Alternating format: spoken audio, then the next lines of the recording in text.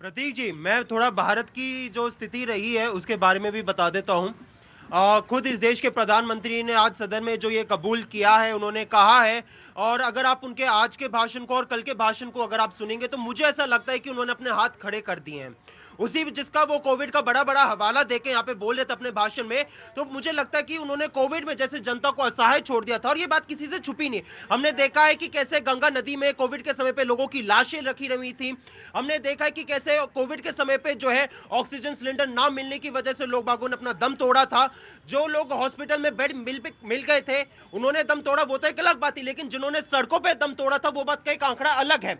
हमने देखा कि कैसे जो है कोविड के समय पे आपने अनप्लान तरीके से लॉकडाउन लगा दिया था, जिसकी वजह से जो है 4.33 करोड़ जो हमारे माइग्रेंट वर्कर्स थे, मजदूर थे, उनको कैसे सैकड़ों किलोमीटर लंबा चलना पड़ा था। और जब सरकार से सवाल पूछा गया इसको लेकर राज्यसभा में, तो सरकार ने क्या कहा कि इस बीच में तो भाई कोई मजदूर मरा ही नहीं है। तो आपने जैसे जो है कहते ना लीपा पोती करने का जो काम किया था, आपने कहा कि कोविड के समय पे हमने बहुत सक्सेसफुल तरीके से लड़ा है, हमने बहुत अच्छे तरीके से मैनेजमेंट किया था। तो किसी से छुपा नहीं कि कैसे उस समय पे बातें बोल ले लीजिए। आप हर आदमी को बोलने की अख्तियार है। ये देश यही तो अभी लोग पूछा अपना बताओ लोग कह रहे थे ना, तो मैंने कहा चाचा पान खा के आओ चौराहे तक, फिर अपना बता रही है, अपना ही तो बता रहे हैं। हाँ सर, झूठ तो नहीं बोलना चाहिए, कम से कम तो जोर से बोलिए। झूठ नहीं बोलना चाहिए सर जोर से बोलिए। झूठ नहीं बोलना चाहिए। झूठ नहीं बोलना चाहिए। हाँ जी, मरे थे सर, मरे थे सर, मरे थे क्योंकि सुनिए सर, सोनू सूद जी ने मदद किया था, मरे थे लोग, ऐसा नहीं मरे थे।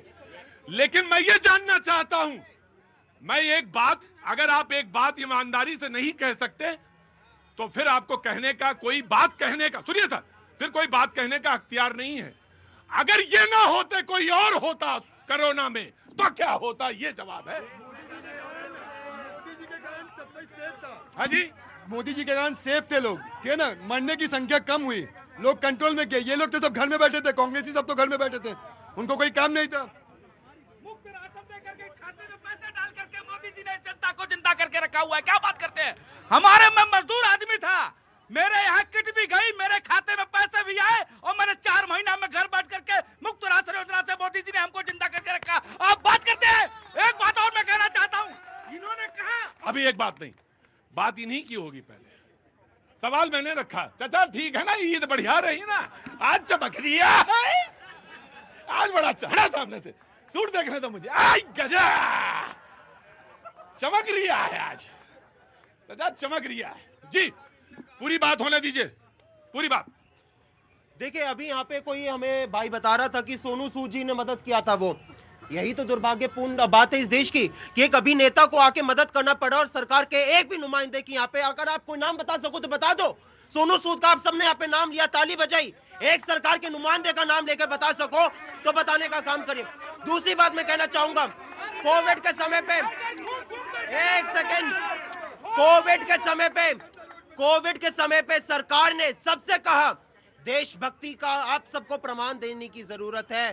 पीएम केयर्स फंड में आप सब लोग अपना दान देंगे, देशभक्ति के नाम पे ये जाएगा। एक सेकंड सुन लीजिए, कांग्रेस ने कितना दान दिया कोरोना काल में, बताए जनता को कितना दान दिया। सिर्फ खाली जो है, एक बार सुनिए, खाली जो है ये वोकल एक तरफ का नहीं होगा, झूठ का ढोल बजाने से काम नहीं होता। उस कोरोना काल में आपने जनता के साथ कितनी मदद की, कितनी आबाद करने जनता के घर में आपने राशन पहुंचाया। यह बताइए कि अगर आपने कोविड के समय पे पीएम केयर्स फंड में पैसा लिया तो उसका ऑडिट कराने से काहे डर गए। जब आपसे कोर्ट में सवाल पूछा गया कि कितना पैसा लिया, कहाँ पैसा कम किया, तो हमने कहा ये तो भाई प्राइवेट संस्थान है, तो हमने पैसा क्यों छुपाने का काम किया। सर जो भी है झूठ ना बोला जाए, बिल्कुल ये झूठ बोला जा रहा है, पूरा झूठ बोला जा रहा है।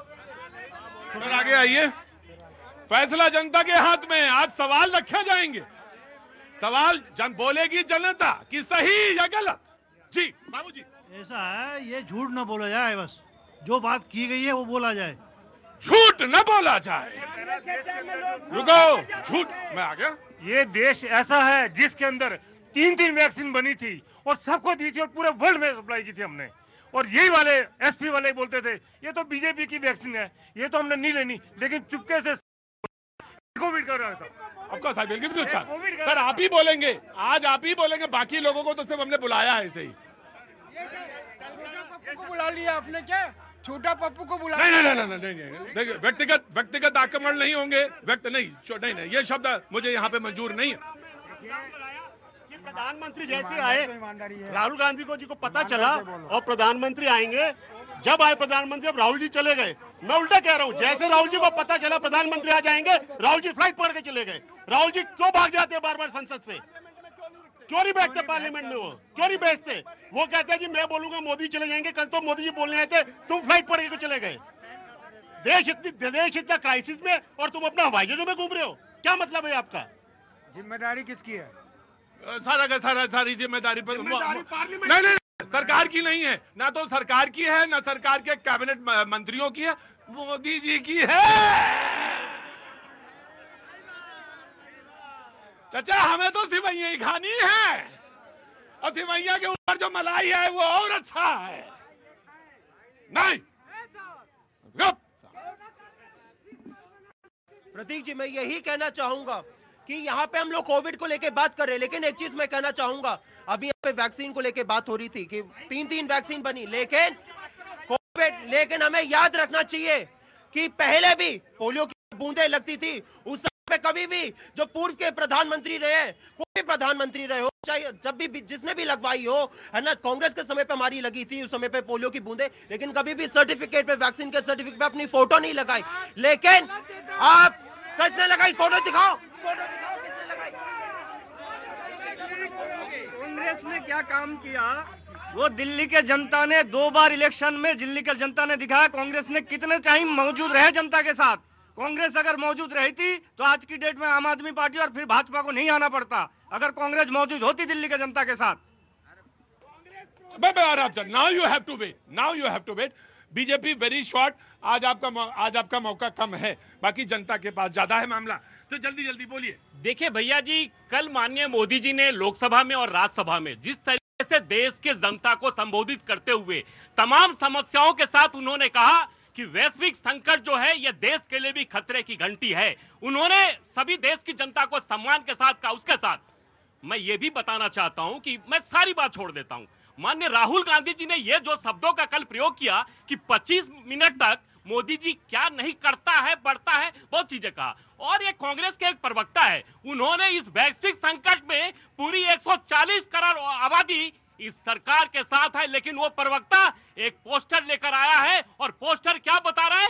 इस वैश्विक संकट में जिस तरीके से दुनिया जूझ रही है, लेकिन यहां विपक्षी दल सरकार के खिलाफ जो आंदोलन कर रही है और जो नैरेटिव सेट कर रही है वो भिन्न है। लेकिन मैं कांग्रेस के मित्र से पूछना चाहता हूं, हिमाचल में किसकी सरकार है? आज हिमाचल में पेट्रोल पे 5 रुपए दाम बढ़ाए गए हैं, और किसके लिए बढ़ाए गए हैं? विकलांग के लिए।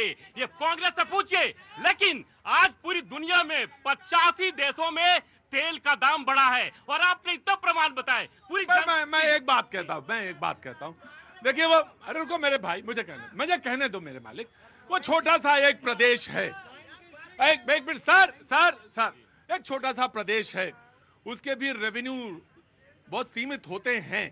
अरे रुको, हमने अपराध नहीं कर दिया है? उस प्रदेश में गरीब जनता नहीं रहती है, वहाँ जनता का दर्द नहीं मालूम है आपको? अरे तो सुनिए, और गरीब जनता हिमाचल प्रदेश में नहीं रहती है, आपने 5 रुपया कैसे बढ़ा दिया? अगर आपको जनता का दर्द होता तो आप जनता के लाचारी का फायदा ना उठाते, उसके घर में उसकी। आप मुझे एक चीज बताइए, हिमाचल प्रदेश में गरीब जनता रहती है, लेकिन इस देश में नहीं रहती। प्रीमियम पेट्रोल पर 2.5 रुपया बढ़ा दिया, स्विगी जोमेटो ने पैसा बढ़ा दिया, घरेलू सिलेंडर। अच्छा भाई मैं तो सरकार के लिए कुछ कहना चाह रहा था, हिमाचल की सरकार के लिए, लेकिन आपको नागवार गुजरा तो मैं छोड़ देता हूं। अरे सर, हाँ जी, कर्नाटक भी तो इनके पास बड़ा स्टेट है, वहाँ भी तो पेट्रोल डीजल के रेट इन्होंने बढ़ा रखा है, और सबसे रिच स्टेट है। अरे सर, वो रेवेन्यू की जरूरत पड़ती, पैसे की जरूरत। तो रेवेन्यू की जरूरत तो देश को भी है, रेवेन्यू की जरूरत तो देश की है। सर ये समझने की बात है। और भैया जी, मैं जरूरत है सर, संसाधनों की तो जरूरत है। पैसा नहीं होगा तो हम कैसे चलेंगे? हर एक को पैसे की जरूरत है, गवर्नमेंट हो चाहे वैसे ही हो, लेकिन है ना इस तरीके से तो मुझे कुछ ना हो सर, एक चीज मैं जानता हूं, कुछ हो ना हो, तो हमारे देश के प्रधानमंत्री को गाली मत दो। इंडिविजुअल जब जो करते हैं ना अटैक, वो गलत है। वो देश का प्रधानमंत्री है, उसका नहीं, किसी पार्टी का नहीं है। सर ये बात बिल्कुल सही बात है। ये मैं आपकी इस बात, दो बातें मैं कहना चाहता हूं। सर मैं आ रहा हूं, मैं दो बात, रुको रुको, नहीं होनी चाहिए, नहीं होनी चाहिए, नहीं होनी चाहिए, नहीं।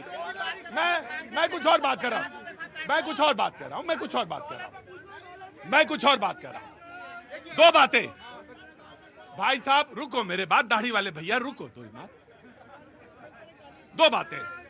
एक तो इस देश की मेधा पर मुझे बड़ा भरोसा है। मेधा माने शब्द इस्तेमाल करा, बुद्धि पर बड़ा भरोसा है, बहुत भरोसा है। और दूसरा यह कि गाली किसी को नहीं देनी चाहिए, किसी को नहीं देनी चाहिए, गाली किसी को नहीं देनी चाहिए। और तीसरी बात, जब देश महत्वपूर्ण फेज से गुजर रहा हो, पूरी दुनिया गुजर रही हो, उस समय एक साथ खड़े होना चाहिए, एक साथ खड़े होना चाहिए। मुझे मालूम है कि ये संकट का समय, मुझे मालूम है। देखिए सुनिए, मेरी भी एक पार्टी है, मैं भी एक वोट डालता हूं। जरूरी नहीं है कि वो कोई वही पार्टी है, कोई पार्टी है, आपकी भी है, आपकी, लेकिन देश ये एक ही है, देश एक है, इसमें कोई बंटवारा। हमने दिया है वोट, प्रधानमंत्री ये हैं, अगली बार कोई और होगा। चाचा इसमें कोई ऐसी बात नहीं, अगली बार कोई और होगा। Please complete. दूसरा, मैं आपके माध्यम से, भैया जी के माध्यम से पूरी देश की जनता को यह बताना चाहता हूं कि आज हमारे देश में 60 दिन का सब कुछ है। अब हम तैयारी 1 जून के लिए कर रहे हैं, पहली बात। और दूसरी बात मैं यह बताना चाहता हूं कि आज माननीय मोदी जी ने यह कहा है कि देश के जनता को कोई घबराने की जरूरत नहीं है। जिस सशक्तिकरण के साथ सरकार काम कर रही है, जनता को भी साथ से साथ मिला के चलने की जरूरत है। किसी भी चीज की असुविधा नहीं है। पूरी दुनिया जिस तरीके से कर रही है, आज हमारा देश एक साथ है।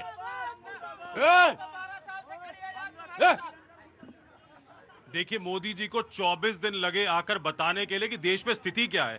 75 दिन का अगर रिजर्व है, 33 करोड़ एलपीजी वाले हैं, कौन ये कह देगा कि इस पेशाब की थैली पहने एक आदमी जो है ये सिलेंडर की लाइन में लगा है, ये जमाखोरी कर रहा है? अगर कोई बोल दे ये जमाखोरी कर रहा है, मैं अपना